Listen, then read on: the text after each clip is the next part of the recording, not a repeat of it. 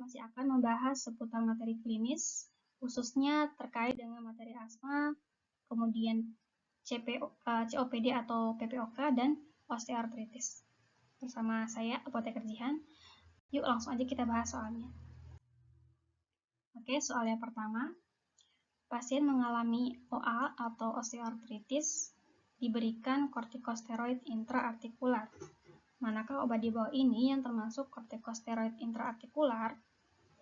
Nah, seperti yang kita ketahui bahwa untuk pasien osteoartritis, kita bisa terapi dengan obat-obat golongan kortikosteroid. Nah, obat-obat kortikosteroid ini bisa diinjeksikan secara intraartikular di area lutut.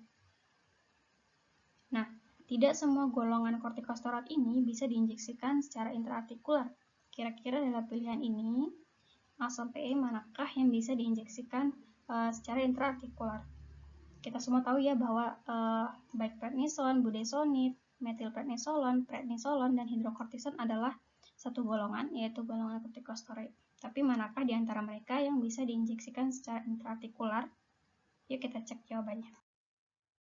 Jadi untuk jawabannya adalah C, yaitu metilprednisolon asetat. Kemudian ada juga beberapa sediaan lain yang sudah mendapat izin FDA untuk digunakan secara injeksi intraartikular, yaitu ada triamcinolone, betamethasone, dan dexamethasone. Atau aku menyingkatnya dengan MTBD ya teman-teman. Terus kalau teman-teman lihat di Piro, untuk intraartikular kortikosteroid itu ada kenalog ya, brand kenalog isinya triamcinolone dan juga depomedrol untuk metilprednisolon. Ya, jadi teman-teman perlu ingat MTBD, metilprednisolon, triamcinolone, betamethasone, dan dexamethasone. Nah, di sini ada ilustrasinya, di mana sih lokasi penyuntikan dari injeksi intraartikular tersebut. Gitu ya, disuntikan ke bagian yang lesi inflamasi, kemudian diharapkan terjadi penyembuhan dari inflamasi tersebut sehingga kartilagonya kembali menjadi sehat atau normal. Begitu. Oke, soal nomor selesai. Soal nomor 1 selesai, kita lanjut ke soal nomor selanjutnya, yaitu tentang PPOK. Seorang pasien laki-laki berusia 67 tahun diketahui sudah merokok selama 47 tahun dan mengalami sesak napas. Dokter mendiagnosa pasien mengalami PPOK ringan sedang dan sudah diberikan salmeterol, tetapi tidak menurunkan eksaserbasinya. Nah, dokter kemudian memberikan kombinasi obat. Obat apakah yang dapat diberikan untuk mengatasi kondisi pasien? Nah, jadi di sini kondisinya adalah pasien terdiagnosa PPOK ringan sedang karena faktor risikonya adalah merokok. Kita tahu ya bahwa merokok itu salah satu faktor risiko tersering penyebab PPOK. Apalagi dia sudah merokok selama 47 tahun.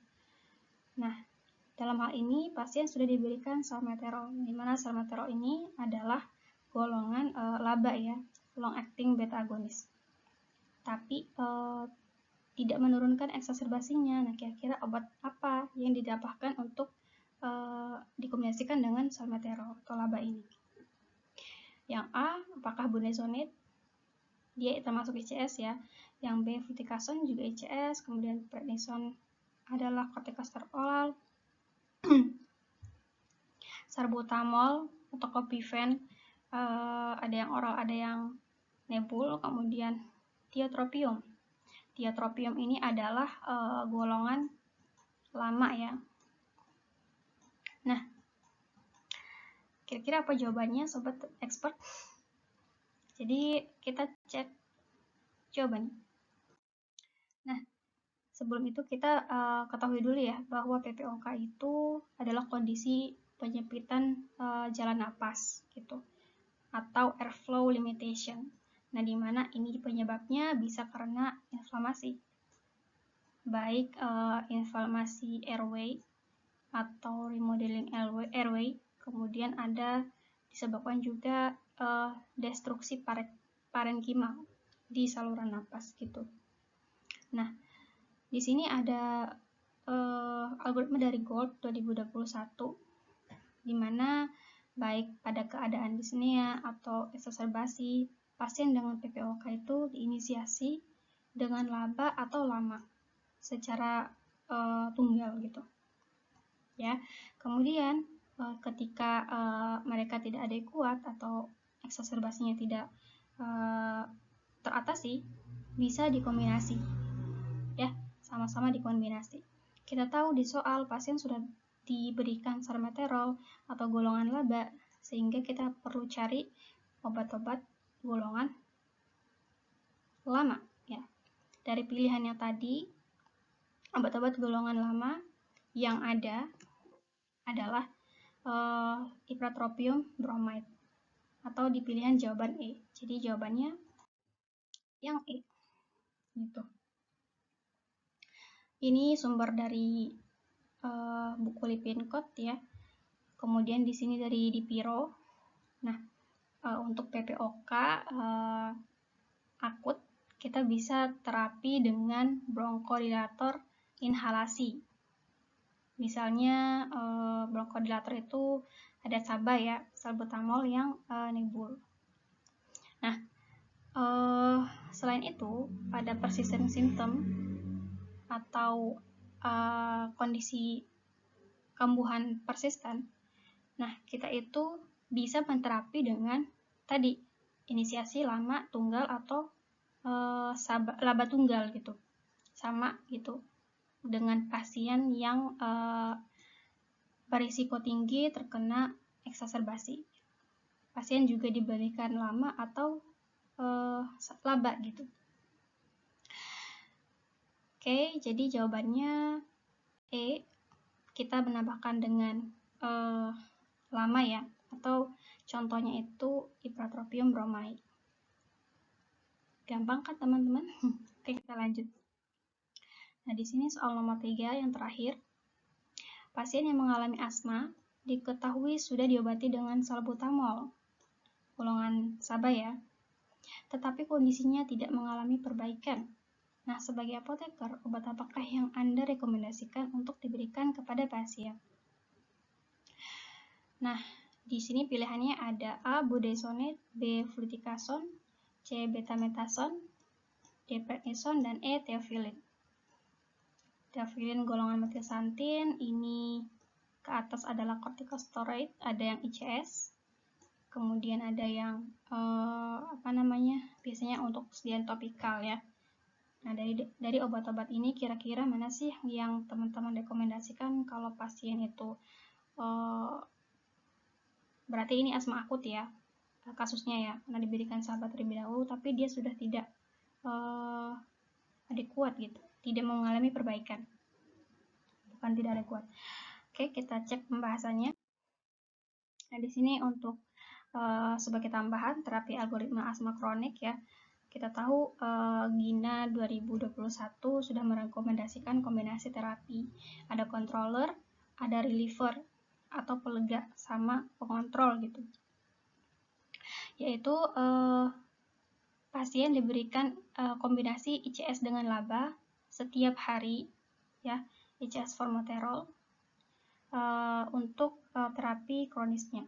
Karena kalau terapi tunggal itu sudah tidak dipakai lagi ya, atau sahabat tunggal tidak dipakai lagi gitu. Rekomendasinya sudah harus kombinasi pasien ICS, pasien mendapat ICS dan laba gitu. Terus kalau serangan pasien diberikan laba tentunya ya, short acting beta agonis untuk reaksi cepat atau relievernya. Nah, untuk terapi akut tadi diketahui pasien sudah diberikan SABA ya atau salbutamol di soalnya tadi, tapi masih belum teratasi. Nah, setelah itu untuk akut kita bisa terapi dengan kortikosteroid oral. Yang kortikosteroid oral tadi di pilihan D, kalau tidak salah prednisone ya. Jadi jawabannya adalah prednisone yang D.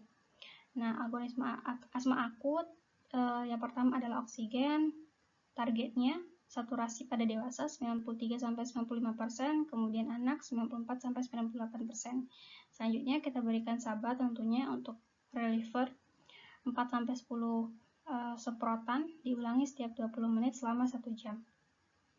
Lalu tadi kortikosteroid oral atau bisa diberikan kortikosteroid IV ya kalau misalnya terdapat ciri-ciri kasus severe atau parah, seperti berbicaranya gagap, pasien terlihat gelisah, respiration rate-nya lebih dari 30, nadinya lebih dari 120 per menit, saturasinya kurang dari 90, dan PF-nya kurang dari 50% dari biasanya.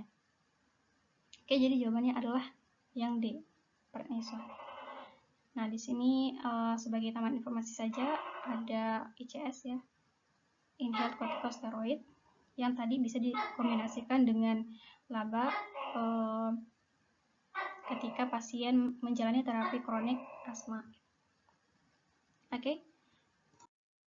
Sekian pembahasan dari part 2. Teman-teman bisa like, comment, dan subscribe. Ketika ada soal yang ingin dibahas, teman-teman bisa komen di video ini. Tunggu saja video selanjutnya di part 3 ya teman-teman. Terima kasih.